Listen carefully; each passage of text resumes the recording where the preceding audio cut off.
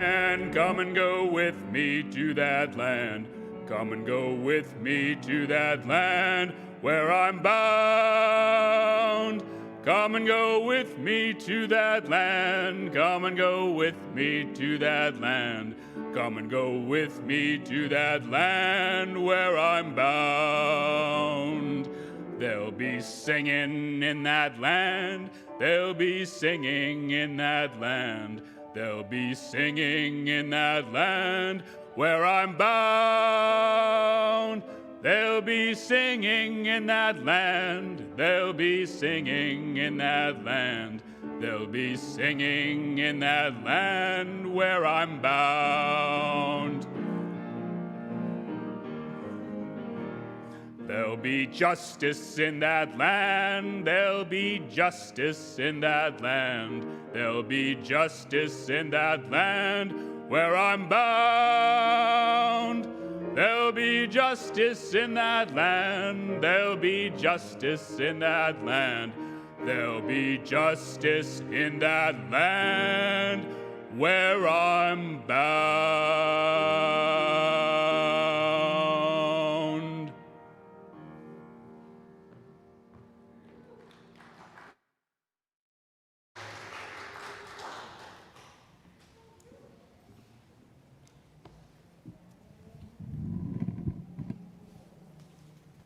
Okay, this is the part where I just vamp for a minute to make sure everyone can hear me. We good? Awesome. Good morning. It is really nice to say that to actual human people and not my webcam. It's the first for me. My name's Amy Kakuza. I'm a member of your Board of Trustees here at UUCA, and I'm so honored to welcome you to this morning's service. Everyone is invited. No matter your beliefs or background, your means or ability, your identity or heritage, whether you're with us here in person or part of this new internet diaspora, you have a place here. UUCA is a spiritual home where we come for community, we find inspiration, and we live with purpose together. I can't speak for the rest of you, but I know that I could really use a dose of inspiration right about now. Yesterday, I was chatting with my husband, Steve, about what I wanted to say to everyone this morning, or more specifically, I was bemoaning the fact that I had really absolutely no idea what to say, because I just sort of feel like I've used up all of my everything. I like to make my greetings personal and topical, but yeah, I just had nothing. But I know that spending this time together on Sunday mornings always fills my spiritual cup. I'm grateful for this community. I'm grateful for our beautiful sanctuary. I'm grateful for our staff and for our volunteers who have worked so hard to keep us connected and safe during the pandemic. And of course, I'm grateful for all of you, so thank you. Please join us after the service this morning.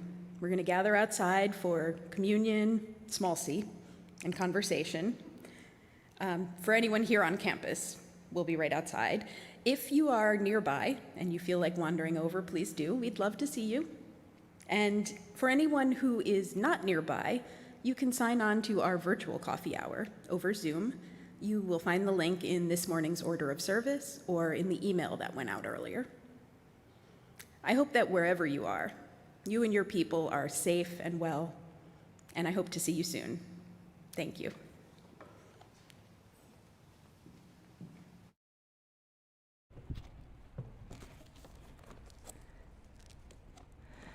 Let's take a moment to come into this space, to feel this room in our bodies, and to remember why we are here. So let's take a breath in and let that out. And another breath in and let that out. And whether you walked in, you rolled in, You strolled in no matter how you got here. This is exactly where you're supposed to be. We come together this morning because within us there is something that knows we need more than we can ever find in our aloneness. We know instinctively, in the very depths of ourselves, that we need others on this journey called life. Even though often we guard our independence and our individuality very jealously, we know we need others to move along this pathway. So this morning, let us celebrate. Let us remember everything that makes us unique, makes us individual, makes us stand out like a peacock. But let us also remember everything that makes us one, that brings us home to community, that lets our dreams come true. Let us remember all of those things as we join in worship this morning.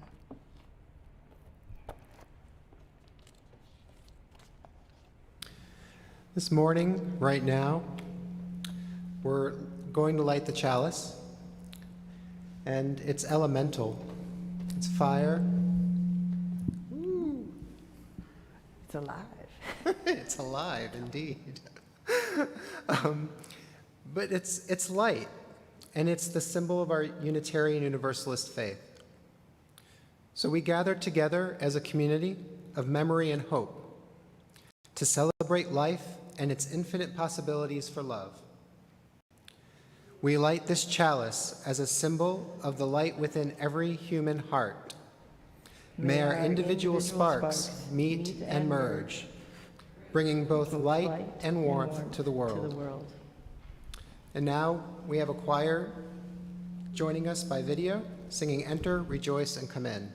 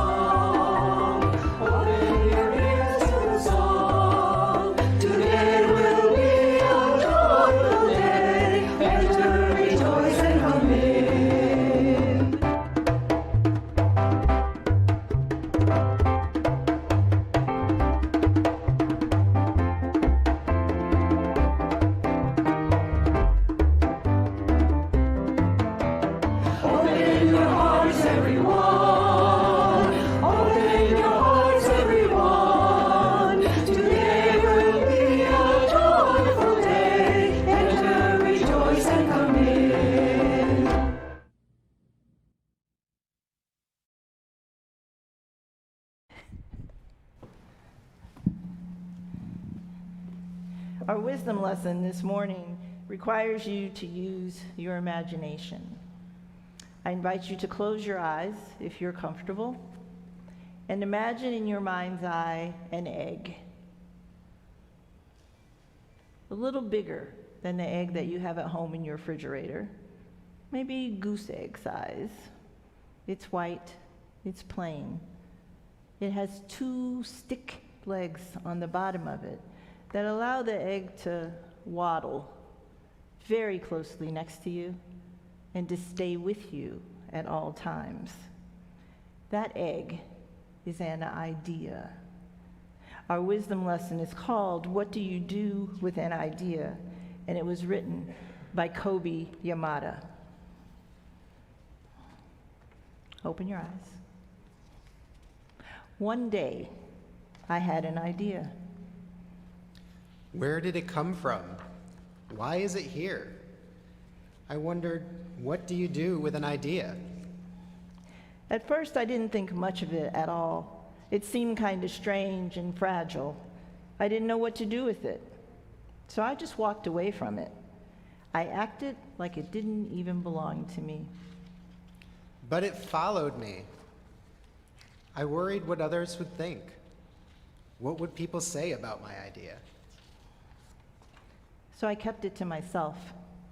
I hid it away and I didn't talk about it. I tried to act as though everything was the same as it was before my idea showed up. But there was something magical about my idea.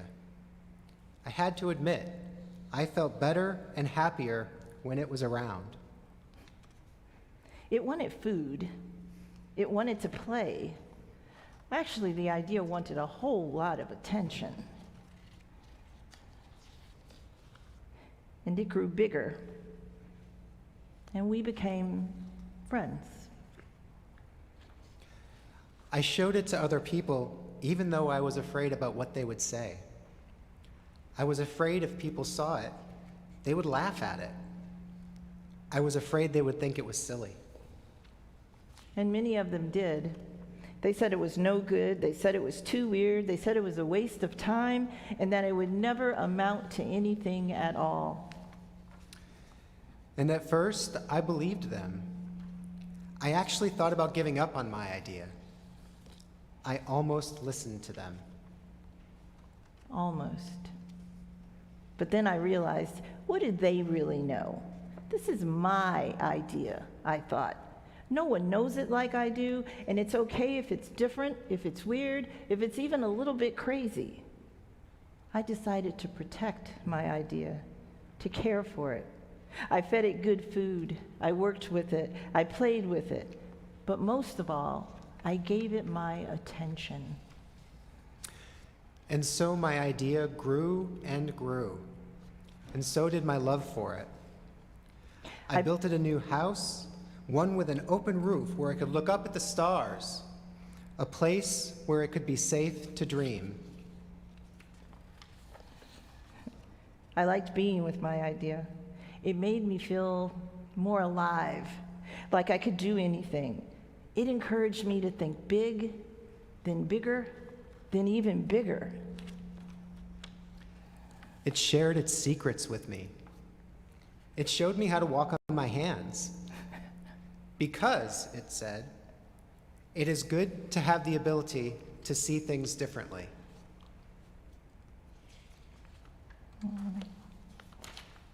I couldn't imagine my life without it. And then, one day, something amazing happened. My idea changed right before my very eyes. It spread its wings, it took flight, and it burst into the sky. And I don't know how to describe it, but it went from being here to being everywhere. It wasn't just a part of me anymore. It was now a part of everything. What do you do with an idea? That's when I realized exactly what you do with an idea. You change the world.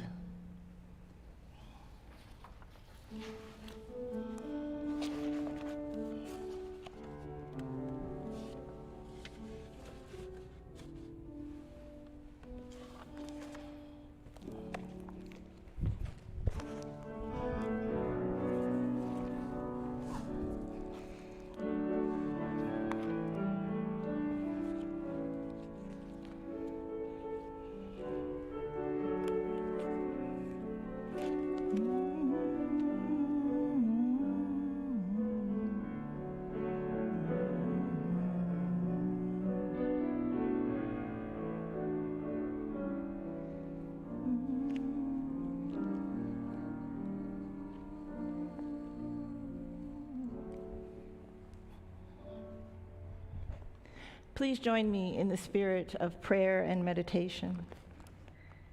Source of sources, Mother Goddess, Divine One, we gather here today as hurting people, bringing our pain, our sorrow, and our confusion to this safe space.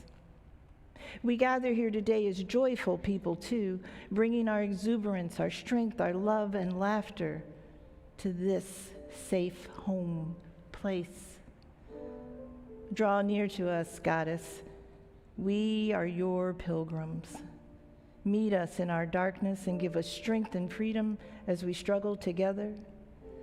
We come asking for compassion for today, courage for tomorrow, and peace as we move through the past. O Divine One, we seek the quietness of falling leaves of fall, knowing that love is quiet.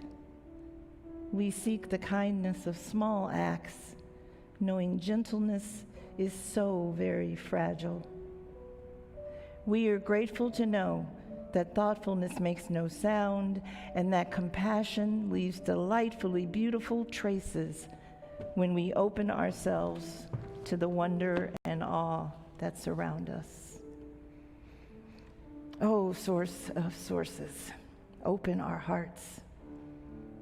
Fill them with loving kindness.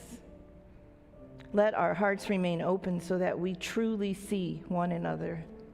Let our hearts remain open so we warmly welcome and receive every guest that crosses our threshold.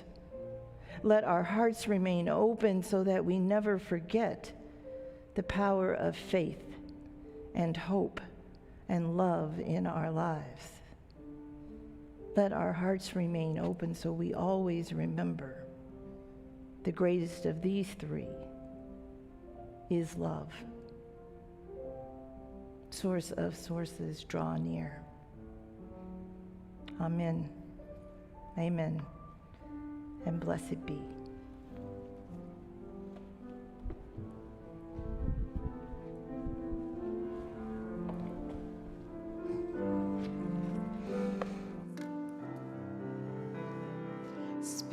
Spirit of life, come unto me.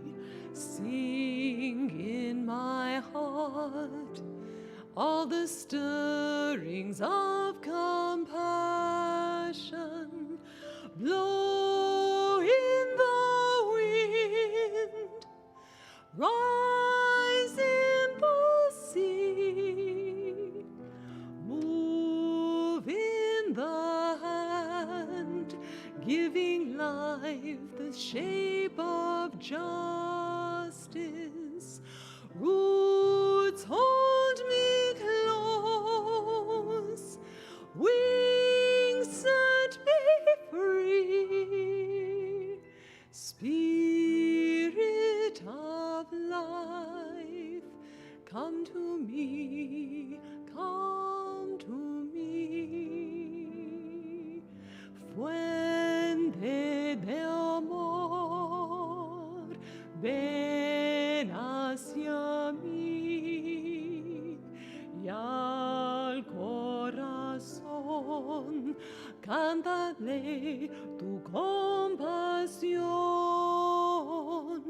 Sopla al volar, sube el mar, hasta moldear la justicia de la vida. Arraígame,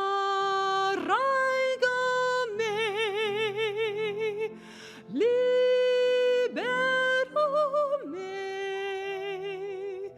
fuente de amor, ven a mí, ven a mí.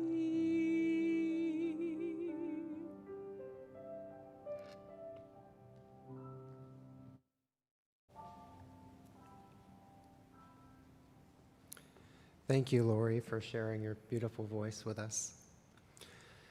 During September, our Share the Plate recipient is Guatemalan Scholarship Partners. Guatemalan Scholarship Partners has been organized by the Mayan human rights group Adivima since 2007. This program provides educational scholarships to children from families who survived the Guatemalan government's genocide in the 1980s. Many of those survivors grew up illiterate, and access to education is important for rebuilding their communities. Last year, generous donations from UUCA supported 22 middle and high school students from these families. However, over the past year, the pandemic has reduced access to food and made it difficult to access learning remotely. Through resources from our UU partners in Golden, Colorado, and Adivima in Guatemala, The students have access to shared cell phones, data plans, borrowed computers, and worksheets that they can use to complete their classwork. Throughout September, 70% of the Sunday collection will be shared with Guatemalan scholarship partners. The remaining 30% of Sunday collections funds UUCA's continuing work for justice.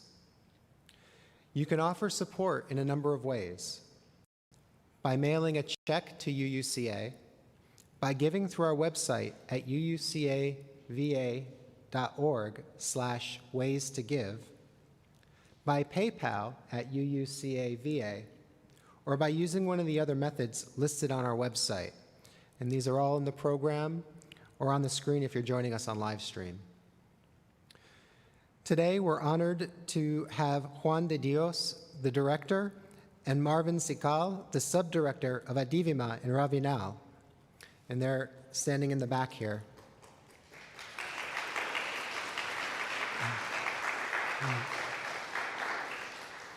And you're invited to take this rare opportunity to chat with them outside after the service to learn more about Adivima. And may the offering now be collected.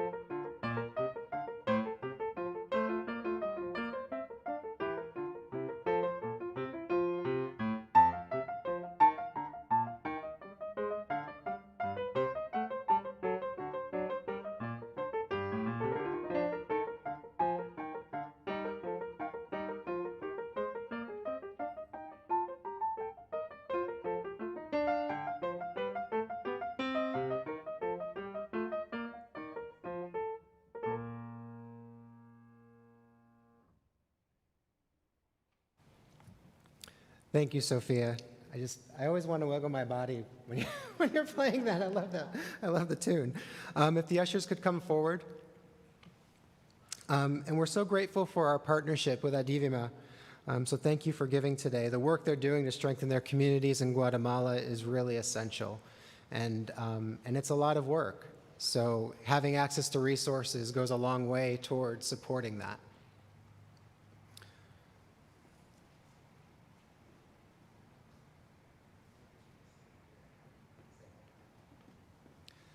So as we move into this time of sharing, I offer this blessing.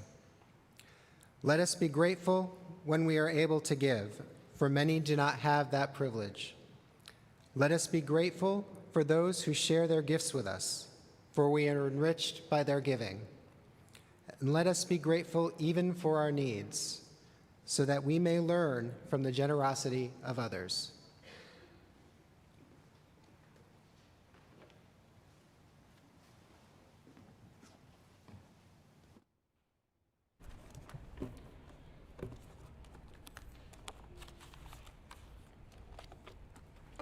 This morning's reading is taken from a book I recently discovered. It's called Not for Ourselves Alone, Theological Essays on Relationship.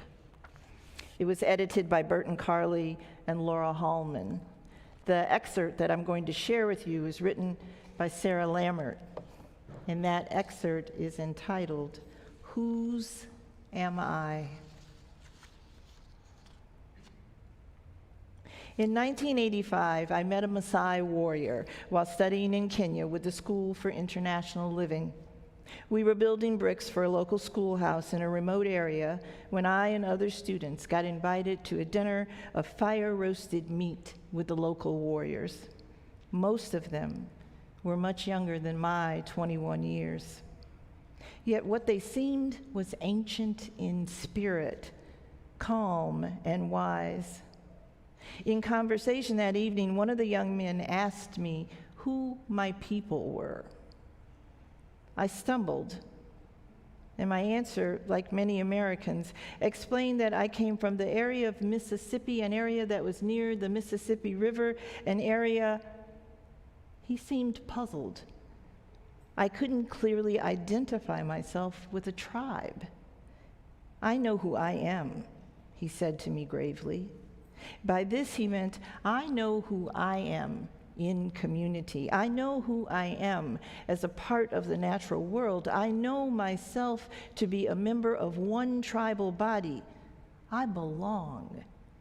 Therefore, I am. That simple interchange deeply affected me. I came away from that experience feeling the profound loneliness of growing up in a culture which idealizes individualism and champions it too. I felt determined to find my own sense of belonging. I'd eventually find that in the Unitarian Universalist Church. Unitarian Universalist values begin by claiming the worth and dignity of every individual person and allowing them the complete freedom to discover what they believe or they do not believe. But countering this independent streak is also a commitment to understanding oneself as part of the interconnected web of life. In this sense, Unitarian Universalism gave me a place to make my life whole by becoming part of something greater than myself. We are all defined by our network of relationships: mother, daughter, son, father, uncle, aunt, friend, teacher, coworker, competitor, teammate, neighbor, spouse. You get the idea. We wear a lot of hats.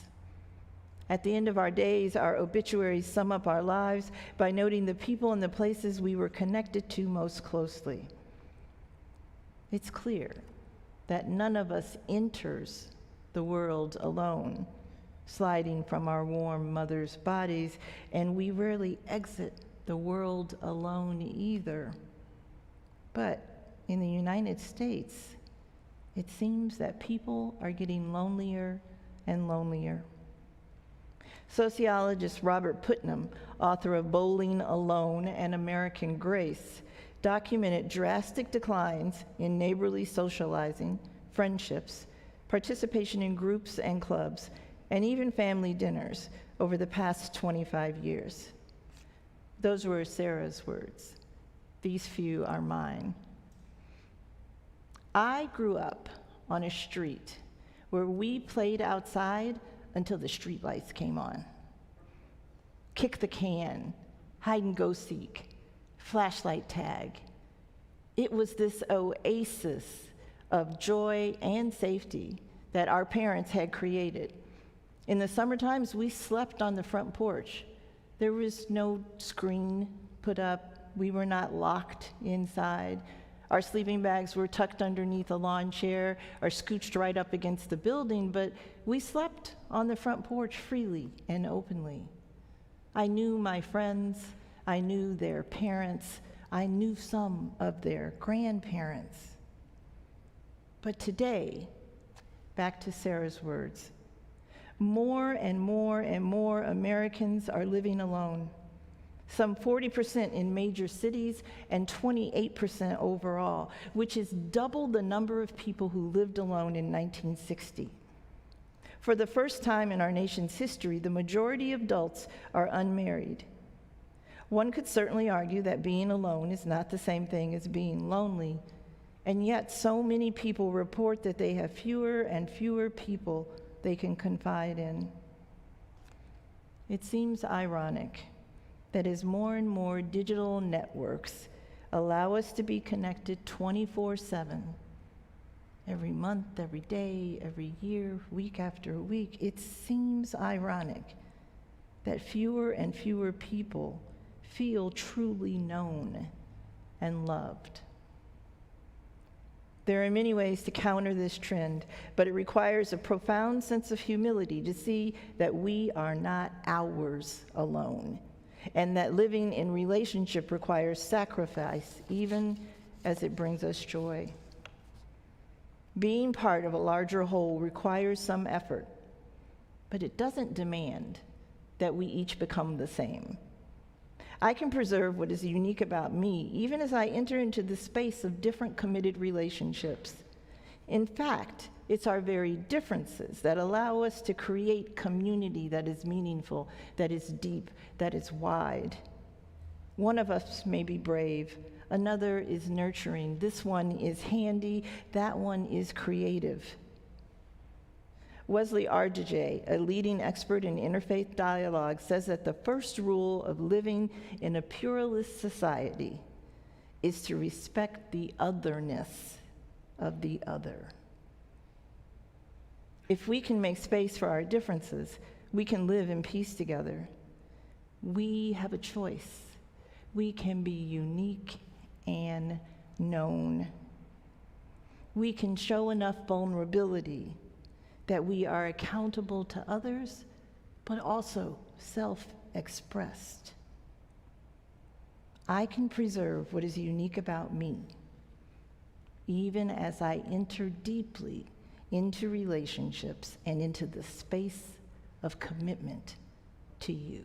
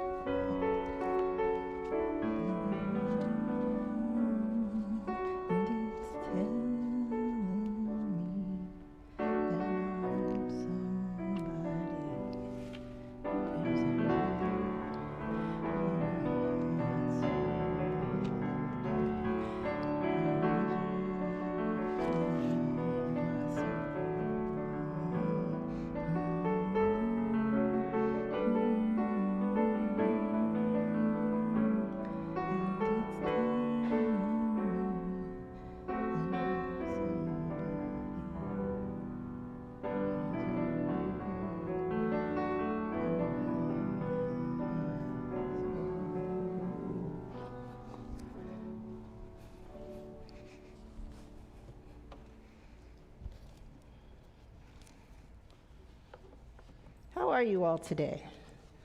Are you good? Are you well? Are you here? So I'm getting used to being in front of a large room that's not completely full. I will tell you, it's an experience. I invite you after the service, and even you all who are at home, to come down to this building at some point and stand up here when there's not a lot of people out there. So much, so much is happening in our midst, in our world today. Our children are returning to school, but many are then sent home again when a positive COVID-19 test is discovered in their classroom. We are dealing with the painfully messy ending of a 20-year war. We are struggling with the aftermath of hurricanes, tornadoes, and storms directly related to global warming. And there's COVID-19 and the continuing global pandemic. Here, there's an upcoming election. And if you watch television at all, you are familiar with the two candidates running for governor and how they are beginning to go at each other with a vengeance. In Virginia, citizens will cast their ballots for governor or lieutenant governor and go to the polls or mail in those ballots to elect candidates in a host of large and small races. So much is happening in our midst. On this fourth Sunday of September 2021, only the third time that this community has engaged in face-to-face interaction and worship in nearly 19 months, only the third time, there are a multitude of issues, questions, and problems swirling around us. Like many of you, that swirling, that uncertainty, it makes me feel like I just need to do something right now, right? I need to solve the problems. I need to change the climate. I have this powerful call towards action. Maybe some of you are feeling that call too. We want to resolve matters. We want concrete answers to hard questions. Many of us are feeling the deep need to jump in and fix the challenges and tend to the catastrophes that are punctuating our daily lives. That pull to do something, to do anything right now is real. But what if instead of rushing into problem-solving mode, or trying to set goals, or craft strategies, or make concrete plans, what if instead of jumping in with both feet and immediately going to work, trying to do better, to be better, to right the ship, to steer it back on course, what if instead we started this new period in our lives and in the UUCA story by gently, thoughtfully, and kindly setting our intentions? On this 26th day of September, I'm going to ask you to take a pledge. Raise your right or left hand, you at home too, and repeat after me. I pledge to take a breath and gently consider the future. I pledge to make time to embrace some of the possibilities that lie in front of me. Some possibilities that lie in front of me. I pledge to choose to look inside myself and set my intentions. You are now pledged.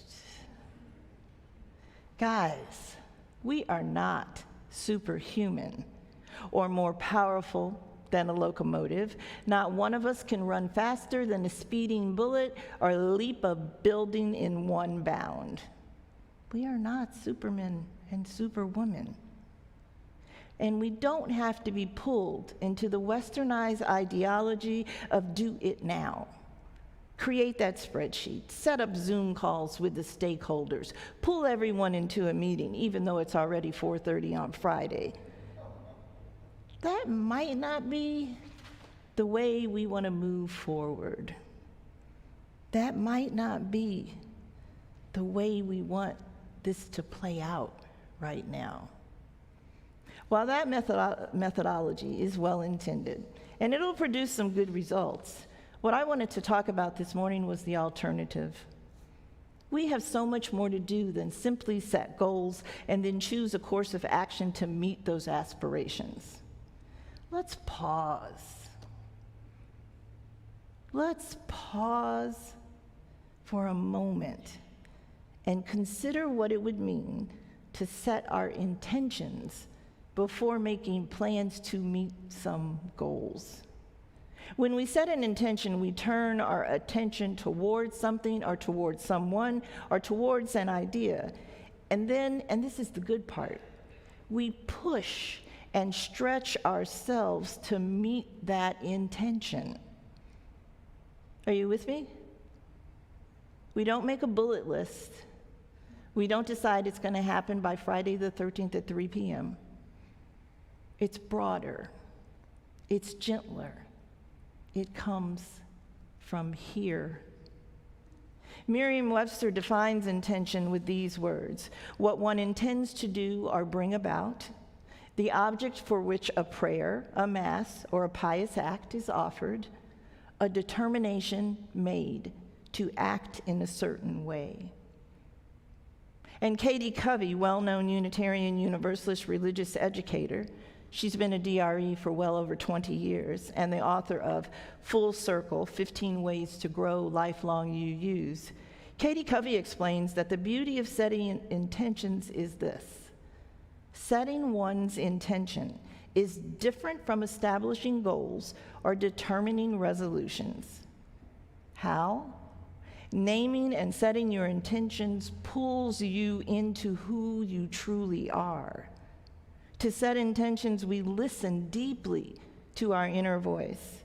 We move forward only then towards a future possibility. We make space to consider who we are before we try to become something or someone else. Here's an example. I moved here at the end of July, blazing hot. Blazing hot. I moved into my house on one of the hottest days next to Hades, guys. It was 98 degrees. There were 4 guys there unloading 2 trucks. They were not happy with me because there were 2 trucks, not just one. I went and got pizza. I went to 7-Eleven for bags of ice.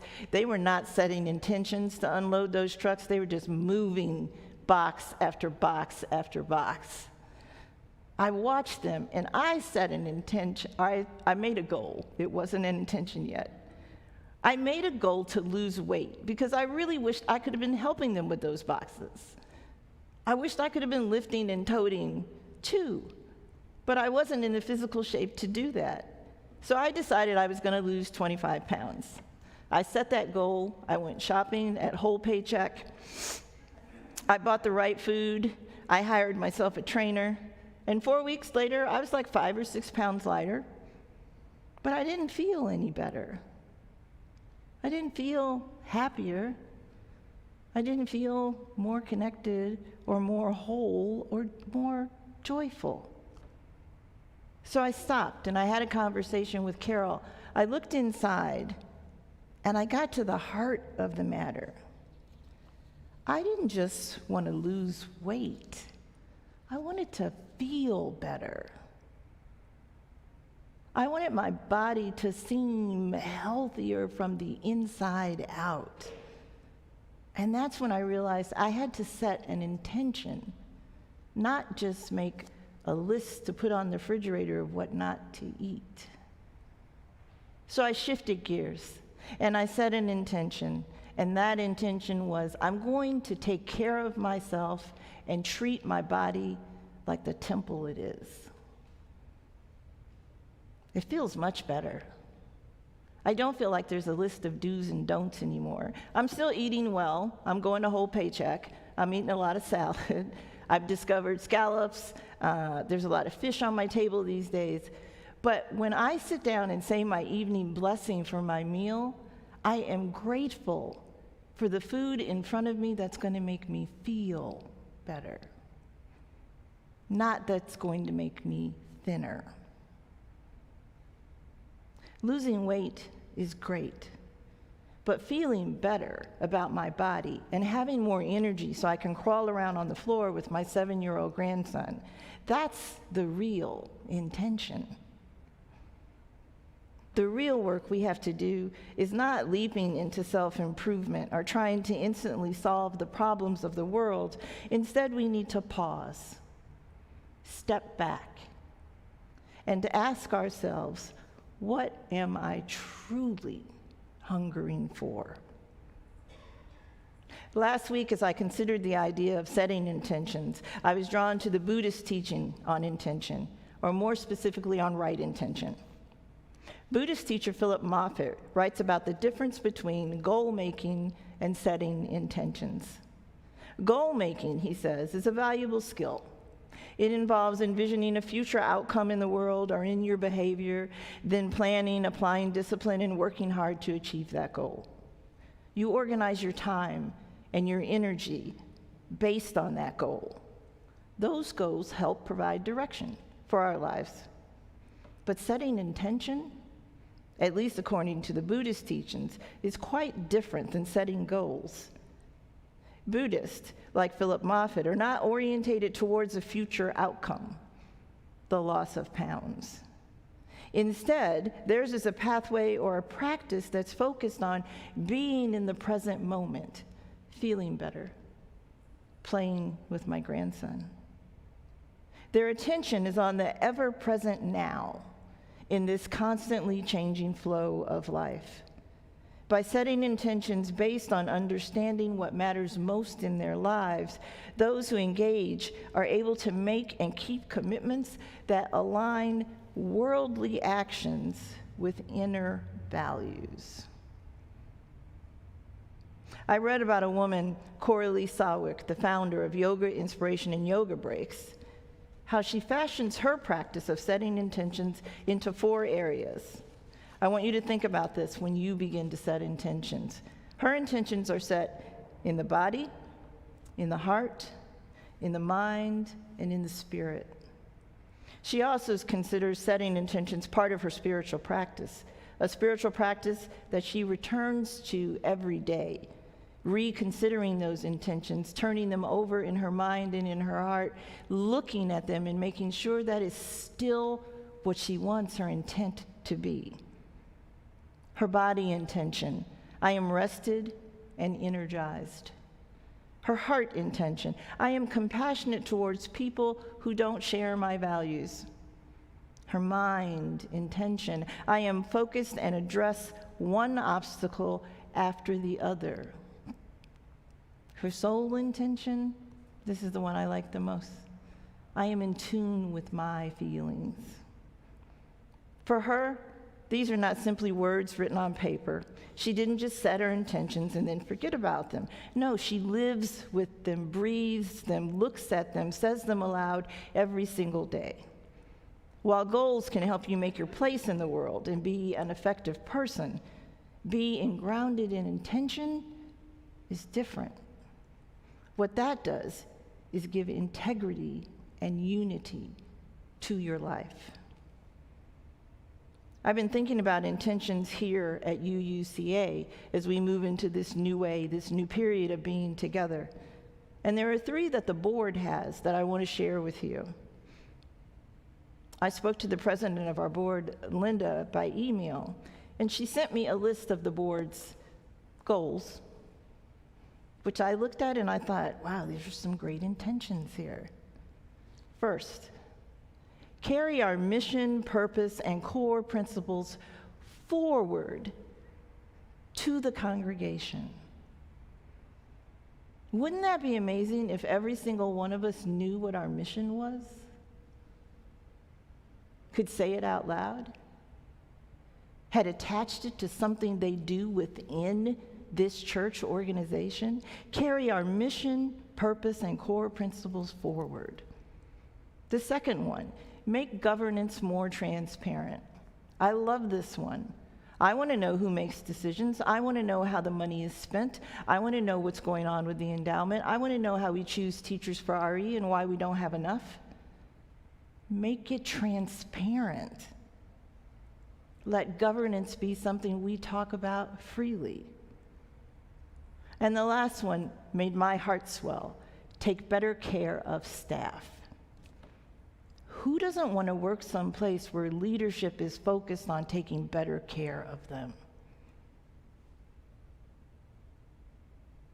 That doesn't happen everywhere. It isn't common for leadership to be focused on the people who keep the joint running, who mop the floors, who deliver the sermons, who say prayers, who stand outside after church, who on Wednesday put a new gorgeous cupboard in my office so I can hang my robes and stoles.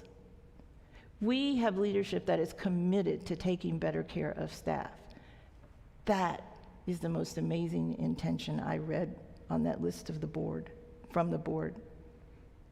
Our board stands ready to face up to problems and issues, to make the changes necessary to move forward. It's a clear moment in time, and they've acknowledged what they intend to accomplish through their actions. I've said a lot about intentions, and I'm going to wrap up. But I want you to take this back to your houses with you. This month in particular, as we embrace possibilities and reconnect with this thing I call the home place, that is UUCA, I want you to think about your intentions. I want you to be present for one another. I want you to choose to carve out a quiet place, even if it's only for 2 or 3 minutes, and draw your attention closer to the present and to the things that come from your center. My intention is to work at a place that values me. My intention is to feel better in my body so I can play with my grandson. What are yours? That's your homework. Think about it. Write them down. Put them on the refrigerator or on the bathroom mirror. Get a tube of red lipstick and actually write them on the glass. Look at them every day, carry them with you, say them out loud. Make space for listening and going inward. Make space to ask yourself every morning, what do I want this day to be about? And then ask yourself, how am I going to make that happen? Blessed be. Amen and amen.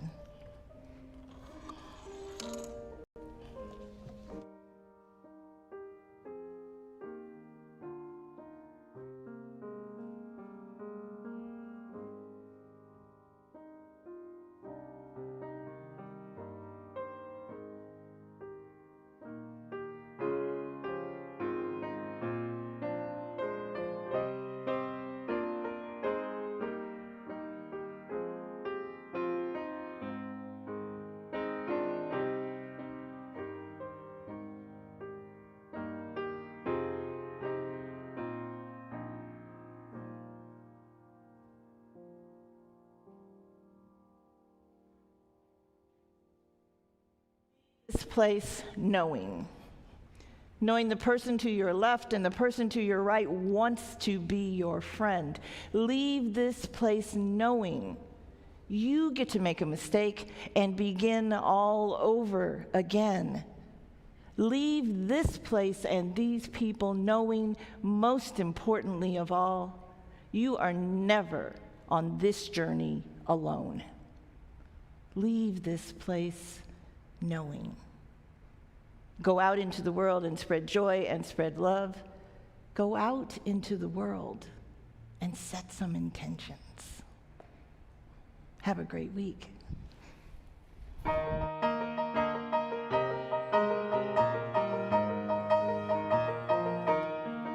From the light of days remembered burns a beacon bright and clear, guiding hands and hearts and spirits into faith set free from fear.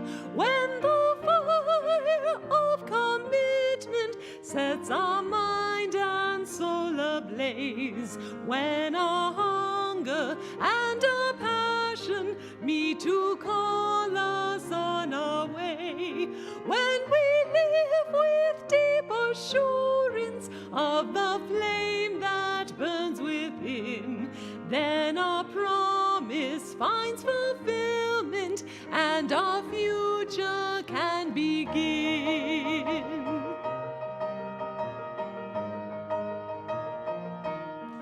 From the dreams of youthful vision comes a new prophetic voice, which demands a deeper justice built by our courageous choice. When the fire of commitments sets our mind and soul ablaze, when our hunger and our passion meet to call us on our way, when we live with deep assurance of the flame that burns within, then our promise finds fulfillment and our future can begin.